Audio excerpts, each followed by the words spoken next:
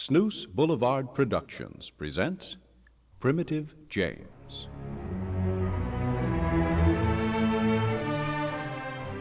Primitive James, a 200-year-old robot, is working as a mercenary. The ship he is serving on is attacked by a Confederation battleship and crashes on the frigid mining planet of Mercator. Hunted by Confederation troops, James hides out within the mining colony. The mine director, Deb Hollis, blackmails James into exterminating predators that are attacking the colony's livestock. But even as James and camp physician Nancy Schwann set out on the ice pack, troops from the battleship Triphammer are preparing to enter the mining compound. Part 2 of Primitive James.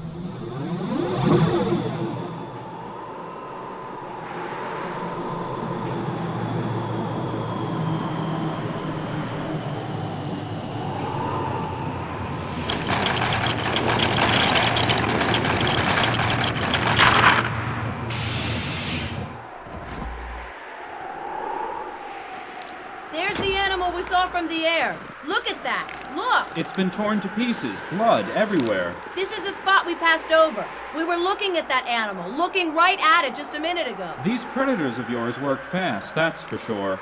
The carcass is like the others we found, but a lot fresher. There's still steam coming off it. Hold my gloves, will you? See, look here. This thing was slashed open with claws first. Then the spinners go after the muscle and internal organs with their teeth. I've seen this same attack on the other cattle, but something's different. Well? The spinners killed it.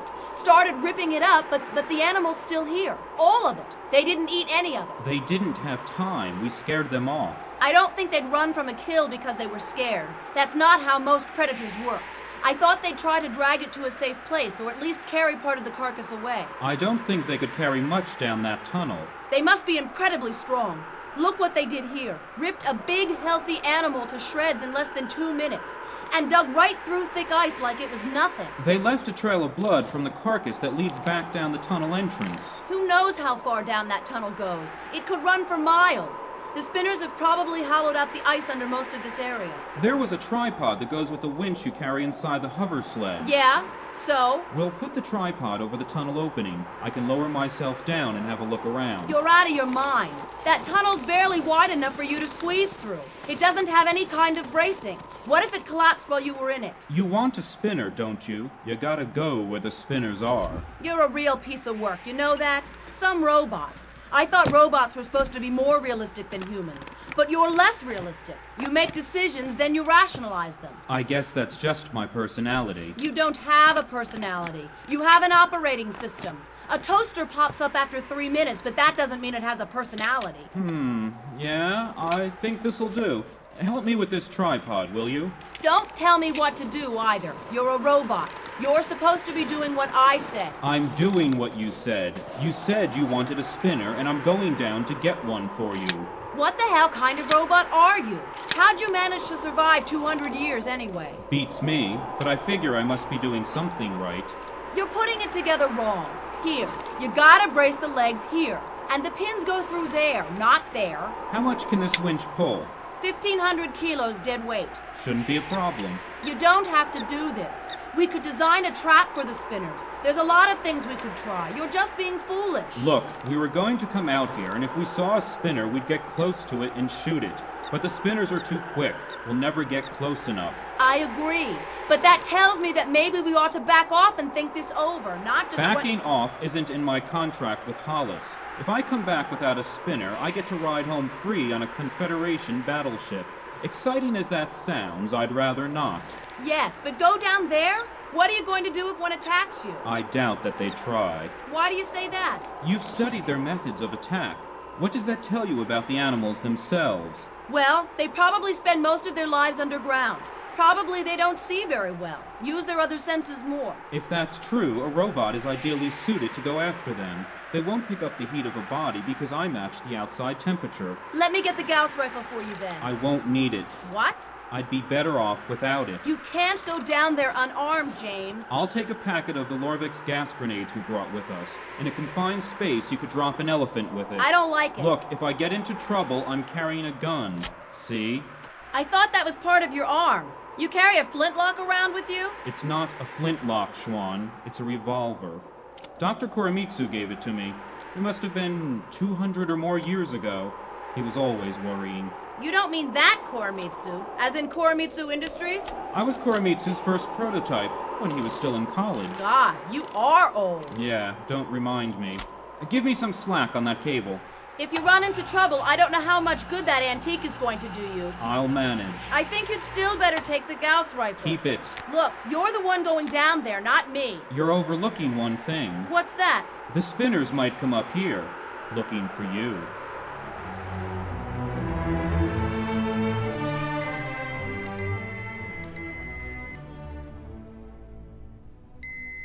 Finally. I wondered when these guys were gonna call. Okay, Deb? Just play it cool. That's all there is to it. Just play it cool.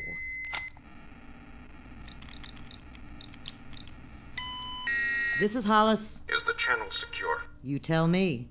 You guys gave me this transceiver. It's supposed to be encrypted. Is there anyone else in the room? Who am I speaking to? You're wasting time. We paid good money up front. What's the holdup? It's nothing serious. A freighter crashed in the area a few days ago.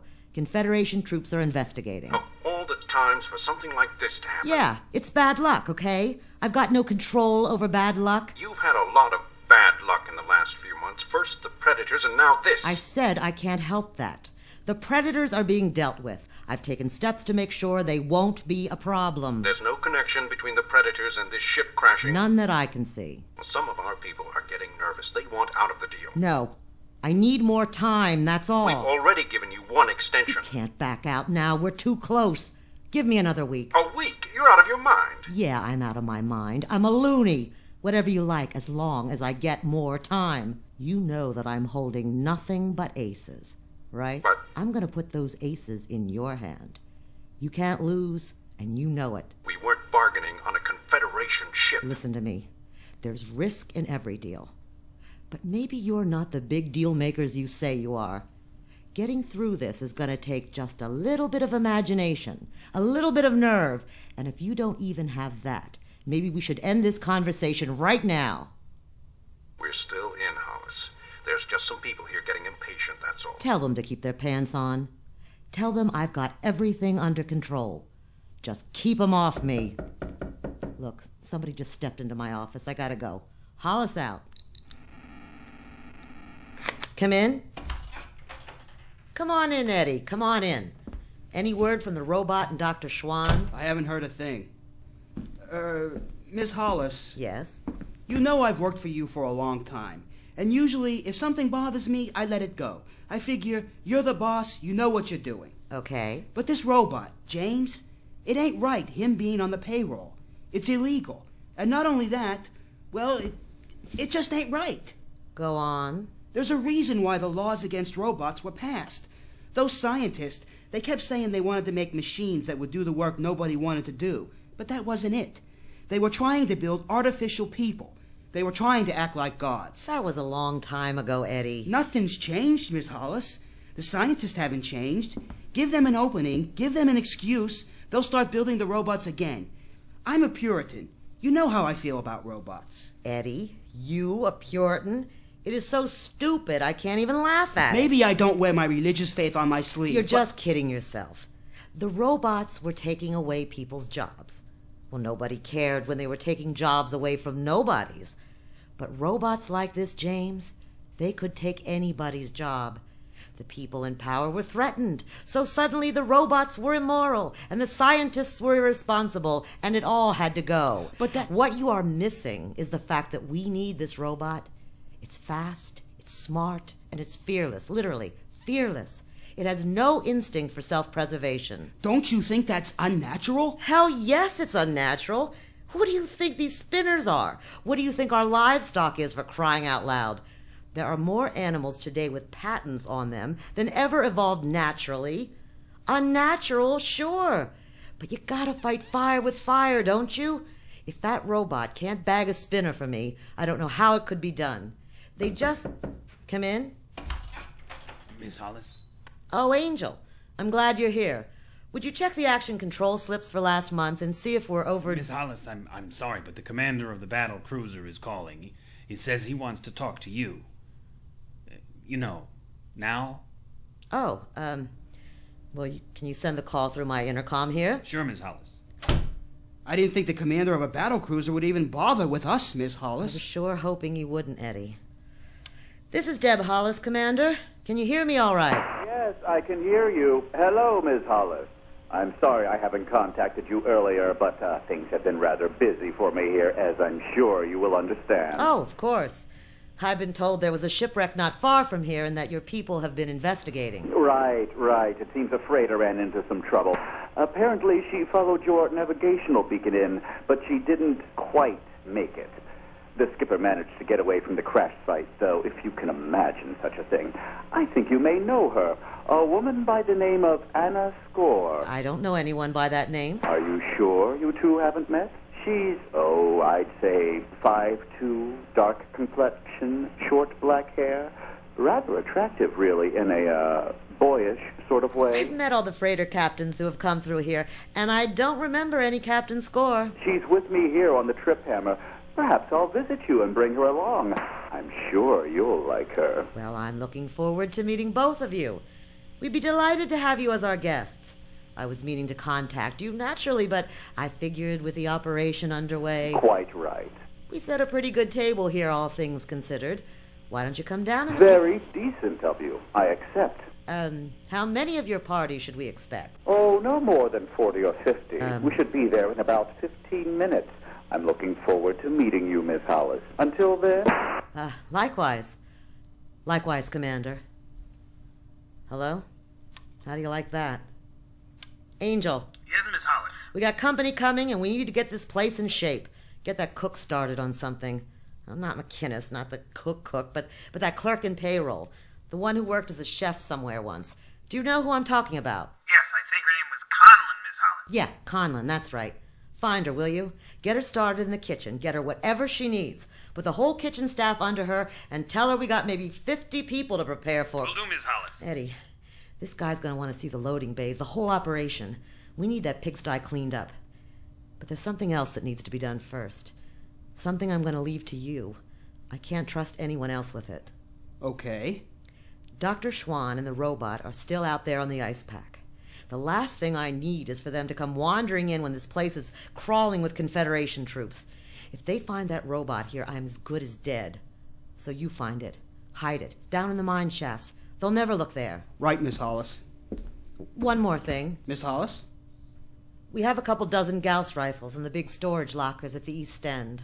Some of our people know how to use them. If things get too bad... I'll take care of it, Miss Hollis.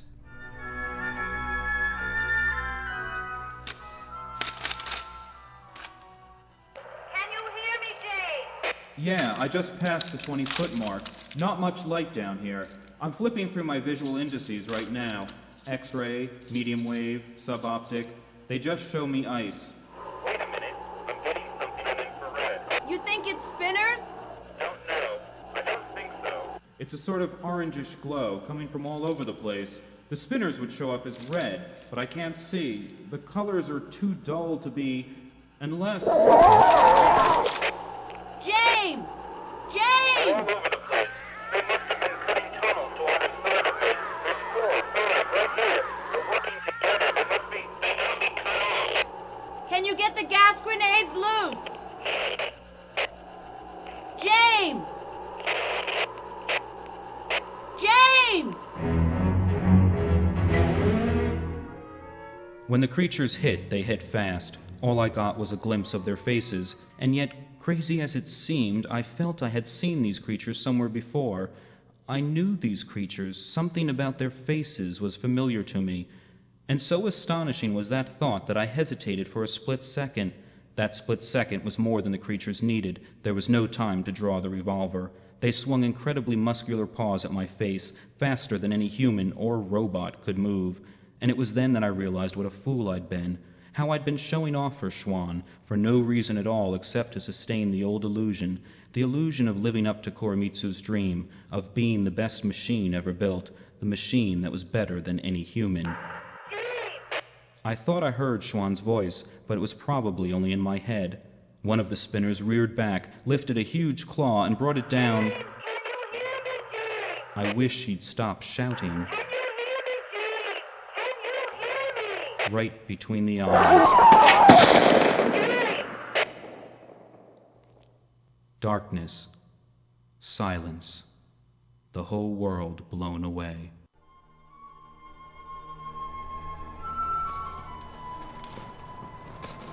Any side of that Confederation shuttle, Angel? No, Miss Hollis, but they signaled they'd be coming straight down. What's the big rush? 2 days they spent grubbing around that freighter out there. Then they're all hot to see our facility. It's like they can't get down here fast enough. Maybe they just want to get their inspection over with. It's funny. They're not coming here to inspect anything. Except maybe the inside of my head after they cut it off. It's that robot. That's what this Commander Thorson is after. Stands to reason. Yeah, Miss Hollis. Primitive James. I'm sure that's what he wants. There's no way he could know about, Pearson or the other place. Don't you ever mention that place, you hear me? Ever. You want to get us all killed. Sorry, Miss Hollis. To think of all the years I worked and sweated and cheated just to get this place up and running. And then, well, you know what happened then. Sure. What a dump this planet is. I keep thinking, who'd be crazy enough to live here? And then I remember, just me. Me and all the poor slobs I dragged here with me. I sure hope it's worth it, Angel.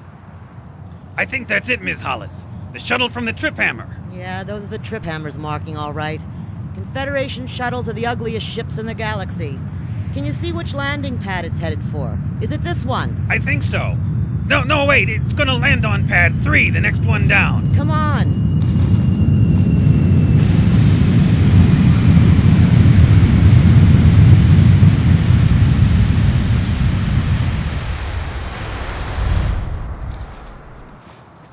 They're opening the port side hatch. There's the ramp coming down from it. There's a whole bunch of people coming down that ramp, Miss Hollis. Which one's this Commander Thorson? That must be him in the front, judging from his fancy pants uniform. Look at that, Angel. The guy's wearing a cape. Probably doesn't have any idea how silly he looks. Better watch out, Miss Hollis. He's almost here. Ms. Hollis, I presume? Yes. It's a pleasure to finally meet you, Commander. This is Angel. I mean, William Mulroy. We just call him Angel, because, well, to tell you the truth, I can't remember anymore why we call him Angel. What a charming anecdote. This is my attaché, Lieutenant Leeson. He has no nickname that I'm aware of, and I'm afraid I never learned the names of the soldiers currently pouring out of the shuttle behind me. Oh. Dreadful little planet you have here. It must be 20 below zero. You could say we've gotten used to it. Learned to adapt. I suppose all the tropical mining planets were taken. If you'll just step this way. Oh, yes. Lead on. You'll forgive my asking, Commander, but I remember you saying there was a freighter captain you wanted me to meet. Yes, Captain Score. That's right. I thought her name was Score. She's going to remain in the shuttle for the moment. I can't wait for you to meet her, but she has a slight medical condition. That's too bad. Is it serious? Not to me, but I was rather hoping your camp physician could give her a once-over. Our camp physician? Oh, dear. You look pale, Ms. Hollis. Perhaps your camp physician should look at you, too. You do have a doctor here, don't you? Well, of course. Dr. Nancy Schwann. Just the thing. Let's go see her, shall we? Now? Oh, well, that wouldn't be possible just now. And why not? She's not in her office today. Where is she, then? And don't tell me she has a 3-day pass into town, because this planet doesn't have a town. She doubles as a safety officer for the mines, so she's doing work down there today, checking the air quality and all that. You mean your doctor's crawling around in the mine shafts measuring gases? Well, We're not off to a very good start, are we? You may find, Miss Hollis, that I'm a very easy person to get along with, but there are a few things I don't like. For one thing, I don't like what you're doing now. I'm sorry. The rather obvious way you're playing for time. Perhaps you should tell me why. I really don't know what you're talking about. I hope for your sake that you're telling the truth. How soon can you introduce me to your Dr. Schwann? I'll send one of my people out to the mines to bring her in. While we're waiting, maybe I can show you the mining camp. Fine. The whole complex is below the surface. Well, most of it anyway. We've got the landing pads for spacecraft up here, same for the loading docks and the greenhouses. We have 3 vertical mine shafts. They open out onto the surface, too, although these days we access them through the lower levels of the facility. Looks like a pretty expensive setup. Every penny I've ever had I put into this place. Of course, I've got a number of backers. Here, this way, Commander. We can take this freight elevator down to the main part of the complex. Sort of an old-fashioned arrangement, I know. I just need to slide the door of this elevator cage up. Sticks a little. Sorry. Okay, I think I got it. Because of the cold weather, you know. Hard to keep anything working around here. There we are.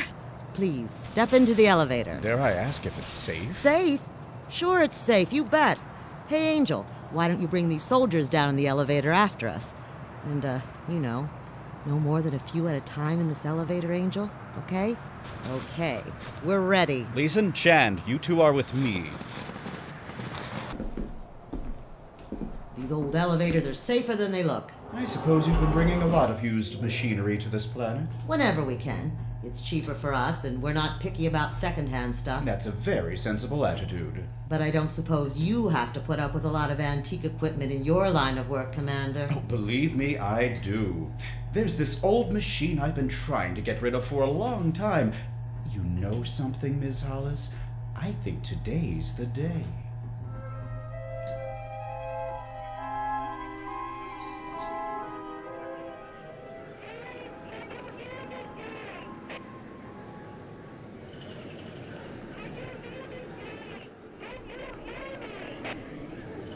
I thought I was dead, until images began to bubble up from the depths of my memory, images from my earliest days on Earth, and suddenly I was looking into my past, in a huge brick building on the Caltech campus. On the wall above stretched a banner. It read, Is this on? Good morning, ladies and gentlemen. Good morning, ladies and gentlemen. My name is Hiro Koromitsu. I'm a graduate student here at the Caltech Robotics Institute, and I'd like to welcome you all to Day 2 of the 2012 Robotics Expo. Dr. Stanley was scheduled to make some opening remarks, but the last anyone saw of him, he was two-fisting vodka gimlets at last night's party at the Radisson. I'm sure he'll be all right. Maybe not today, but...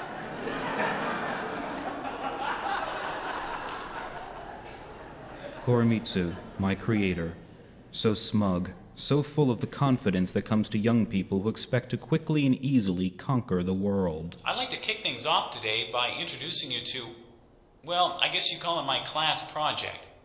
You will remember that NASA announced a competition among the robotics departments around the country a year ago last February. The goal of the competition was to create a semi-autonomous robot that would be able to negotiate the difficult terrain of the planet Mars and carry out a number of scientific experiments.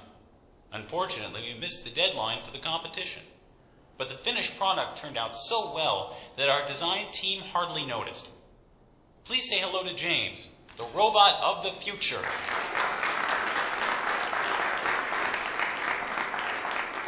Now I could stand here and brag about him all day, proud parent that I am. But in fact, James is quite capable of telling you about himself. And when he's done, he will be happy to answer any questions you have. James, say hello to the nice people. Hello to the nice people. Sorry, that was a bad joke. My name is James. Thank you, Dr. Koromitsu, for your kind introduction. The human race has dreamed for centuries of traveling to the planet Mars. But the environment on Mars is hostile. I was designed to explore Martian terrain and examine soil samples from all over the red planet without risk to human life. I am a multiform robot capable of independent action, and I can learn. That is something no robot can do. In fact, a lot of people I know can't do it either. I would like to thank Dr. Koromitsu and the Caltech design team again for creating me. It is good to be alive. Now, I will answer any questions you have. James, did you make that statement up yourself, or did Dr. Koromitsu program it in for you? There is no real difference. We are all products of our external environment. Next question from you in the blue dress and the glasses. James, what did you mean when you said you were multi-form? Most robots and space probes are lost very quickly to unplanned obsolescence, but I am designed so that each of my systems can be quickly and easily upgraded as computer and robotics technology improves. With the proper upgrades, I will be functioning and doing useful work for 24 more years in the future. Now, I would like to know, are there any more Questions? What did you say? James, are you all right? Schwan, what? The spinners. They attacked you. Don't you remember? Spinners? Don't you remember the spinners? I was at the robotics lab at Caltech. It seemed like a minute ago, but it couldn't have been. Kuramitsu's been dead for over 200 years. You're scaring me, James. Criminy, you can't fall apart on me now. Captain Score's dead now, too, isn't she? And Flea. She died a long time ago now. Flea?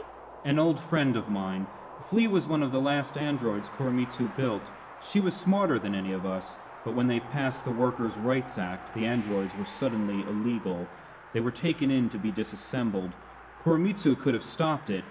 He said there was nothing he could do, but I think he just didn't care. Did you care? What? I cared, sure. You're just a robot. How can you tell whether you cared or not? You shouldn't ask questions like that. How did I get back up here? I hoped you'd get around to asking me that. Well? I heard that commotion going on down there, and I figured you'd been attacked. I warned you. Why didn't you listen to me? I don't know. Tried to pull you up, but the cable was slack. So I grabbed onto it and lowered myself down into the tunnel. That wasn't smart. You're telling me. I finally saw you down there, and there were 3 or 4 of these things all over you. I emptied the Gauss rifle into them. Hit 1, maybe 2. They backed right off from where you were, and so did the others. But I thought the rest would just run away down the empty tunnels, but they didn't. They didn't. Makes sense. So by the time I reattached the harness to you, the spinners start moving back.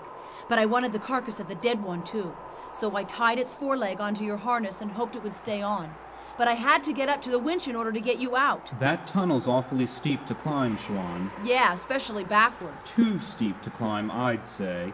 I can't imagine how you did it. I was highly motivated. Well, I made it, didn't I? I guess I can't argue with that. It's a pretty sickening feeling when you have to get away from something and you just can't. Yeah. I look down and guess what I see lying on the ice in front of me? The gun you were carrying, that Old West gun you have. You must have dropped it when the spinners attacked you. I remembered seeing movies where they click back this thingamajig on the hammer. And then I pulled the trigger. The noise was incredible, like an explosion. The spinners just turned and ran. But a few seconds later, I heard a grinding sound, like big sheets of ice were being pushed together. The tunnel was collapsing. So that's what I heard. So I'm telling you, I wanted out. Then the whole works fell in. I just kept struggling and kicking and finally got to the surface. I started the winch and it pulled you up. I gotta say, that revolver's a pretty amazing weapon. I'm sorry, I dropped it in the tunnel. Too bad. They don't manufacture them anymore. I know I'm lousy at this kind of thing, Schwan, but thanks. I guess you saved my life. I don't think any human ever did that before. How do you feel? Can't move my leg. Looks like they tore it up pretty bad. I've got software that reroutes data lines in case of damage, but this main cable was severed, and that means no power to the leg at all. But I think I can make it back to the hover sledge. This spinner you shot, looks like you got a good specimen. This is odd, though. What? You brought it down with one bullet. A clean shot right between the eyes. Where'd you learn to shoot like that? I couldn't help it. The thing was practically on top of me. How many shots did you say you got off? We better be getting back. I'll have to move the hover sledge over here and somehow get the carcass into the storage bin. Getting you inside might be harder. I'll manage. Just... James, don't move! Spinners! 2 of them breaking out of the ice. There's another. Can you move? I'll try. Hurry, they're getting closer. The Gauss rifle. It's gone. I lost it down the tunnel. And the grenades are back in the hover sledge. James, look out! You've been listening to Episode 2 of Primitive James by Michael Popham. The cast included David Olmsted as James, Betsy Holman as Schwan, Ty Limkeld as Thorson, Andrea Catlin as Hollis, and Edward Fuhrer as Mill. Additional cast members included Scott Lamar, Jim Plummer, Janelle Stelson, and Joe Randazzo. Primitive James was recorded and produced in the studios of WITF-FM, Harrisburg, Pennsylvania. Audio engineer was Carrie Burkett. The series was directed by John Popham.